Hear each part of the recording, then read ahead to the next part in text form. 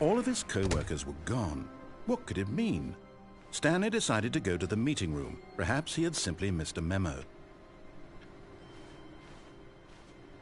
No matter how hard Stanley looked, he couldn't find a trace of his co-workers.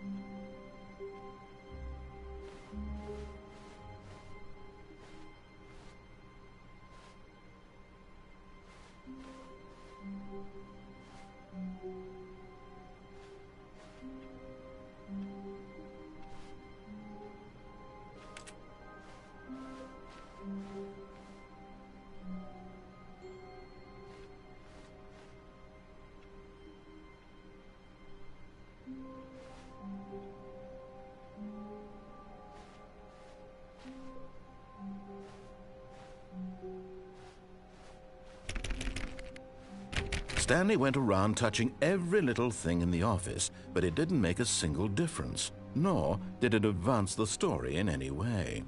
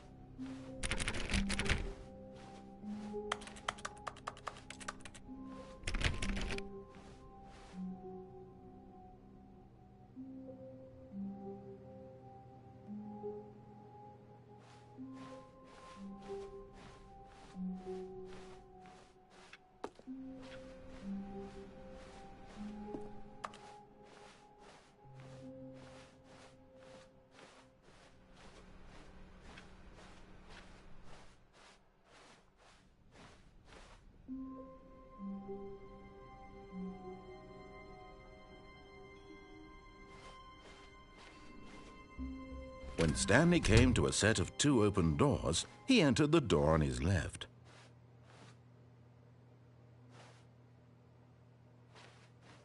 This was not the correct way to the meeting room, and Stanley knew it perfectly well. Perhaps he wanted to stop by the employee lounge first, just to admire it.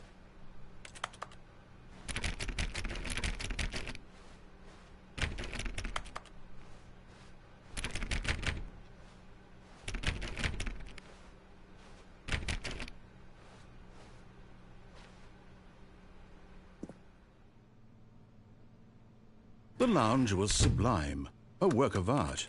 What was it about this room that called so deeply and so personally to Stanley? Its grace?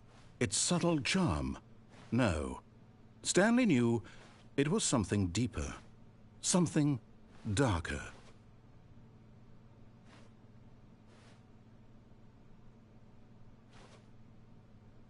Yes, really, really worth it being here in the room.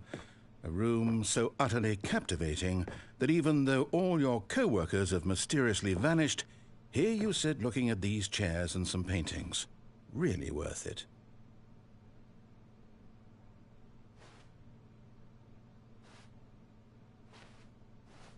At this point, Stanley's obsession with this room bordered on creepy and reflected poorly on his overall personality.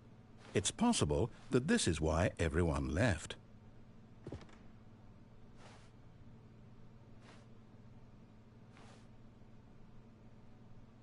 Stanley sat around waiting for more dialogue, but when a long time had passed and there was no more, he decided that the game was trying to send him a message.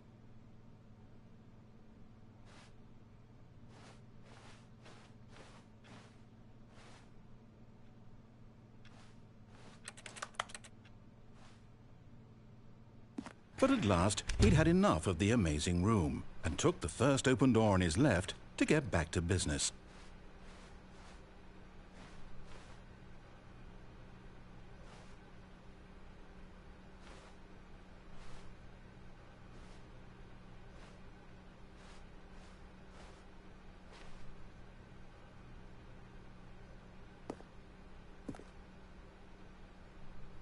Stanley was so bad at following directions, it's incredible he wasn't fired years ago.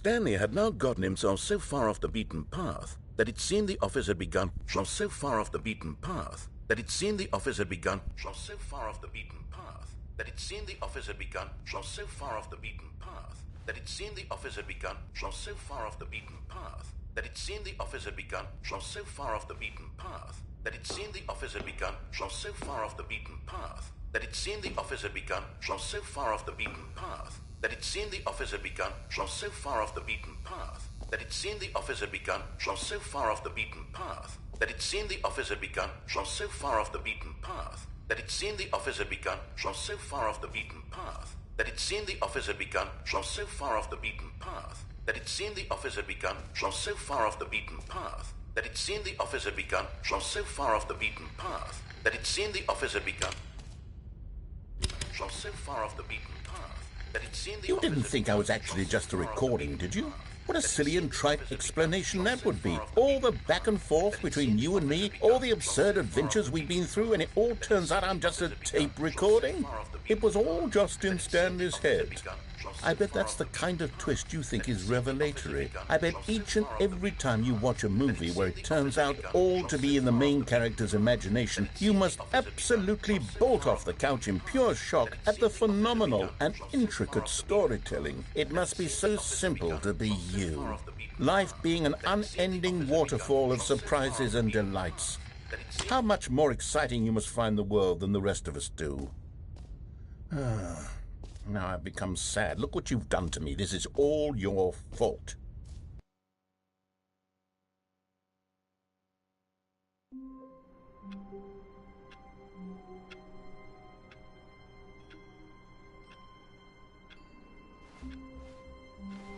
All of his co-workers were gone. What could it mean? Stanley decided to go to the meeting room. Perhaps he had simply missed a memo.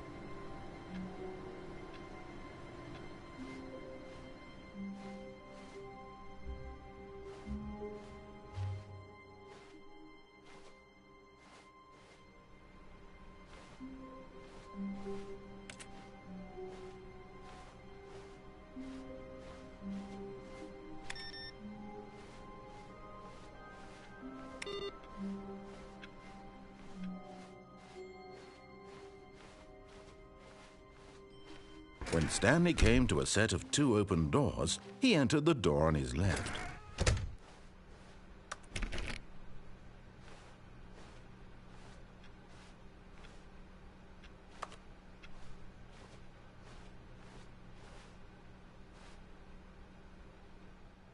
Yet there was not a single person here either. Feeling a wave of disbelief, Stanley decided to go up to his boss's office, hoping he might find an answer there.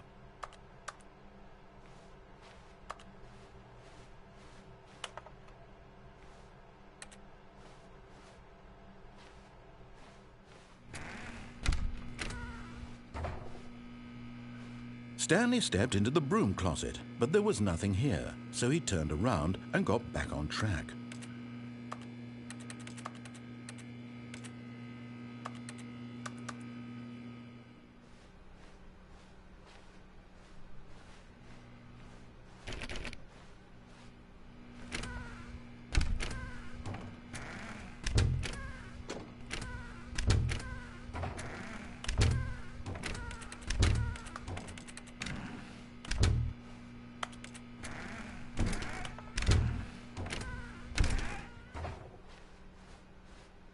Coming to a staircase, Stanley walked upstairs to his boss's office.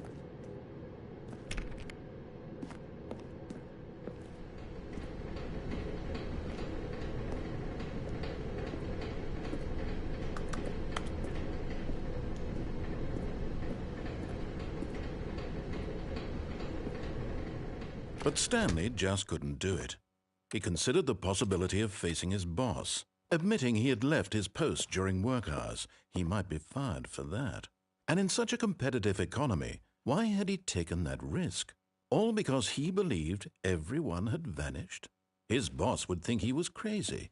And then something occurred to Stanley. Maybe, he thought to himself, maybe I am crazy. All of my co-workers blinking mysteriously out of existence in a single moment for no reason at all? None of it made any logical sense. And as Stanley pondered this, he began to make other strange observations. For example, why couldn't he see his feet when he looked down? Why did doors close automatically behind him wherever he went? And for that matter, these rooms were starting to look pretty familiar. Were they simply repeating? No, Stanley said to himself, this is all too strange. This can't be real. And at last, he came to the conclusion that had been on the tip of his tongue. He just hadn't found the words for it. "I'm dreaming!" he yelled. "This is all a dream." Oh, what a relief Stanley felt to have finally found an answer, an explanation. His co-workers weren't actually gone. He wasn't going to lose his job. He wasn't crazy after all. And he thought to himself, I suppose I'll wake up soon. I'll have to go back to my boring real-life job pushing buttons. I may as well enjoy this while I'm still lucid. So, he imagined himself flying and began to gently float above the ground. Then he imagined himself soaring through space on a magical starfield, and it too appeared. It was so much fun, and Stanley marveled that he had still not woken up. How was he remaining so lucid? And then perhaps the strangest question of them all entered Stanley's head. One he was amazed he hadn't asked himself sooner. Why is there a voice in my head dictating everything that I'm doing and thinking? Now the voice was describing itself being considered by Stanley, who found it particularly strange. I'm dreaming about a voice describing me, thinking about how it's describing my thoughts, he thought. And while he thought it all very odd and wondered if this voice spoke to all people in their dreams, the truth was that, of course, this was not a dream. How could it be? Was Stanley simply deceiving himself, believing that if he's asleep, he doesn't have to take responsibility for himself? Stanley is as awake right now as he's ever been in his life. Now, hearing the voice speak these words was quite a shock to Stanley. After all, he knew for certain, beyond a doubt, that this was in fact a dream. Did the voice not see him float and make the magical stars just a moment ago? How else would the voice explain all that? This voice was a part of himself too. Surely, if he could just... He would prove it. He would prove that he was in control, that this was a dream. So he closed his eyes gently, and he invited himself to wake up.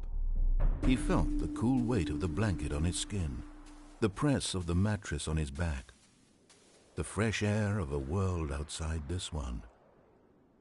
Let me wake up, he thought to himself. I'm through with this dream. I wish it to be over. Let me go back to my job. Let me continue pushing the buttons. Please, it's all I want. I want my apartment and my wife and my job. All I want is my life exactly the way it's always been. My life is normal. I am normal. Everything will be fine. I am okay.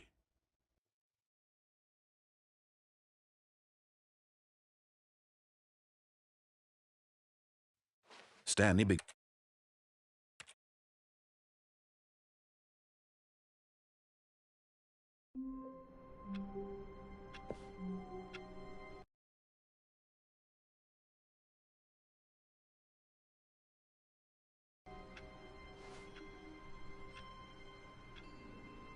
All of his co-workers were gone. What could it mean? Stanley decided to go to the meeting room. Perhaps he had simply missed a memo.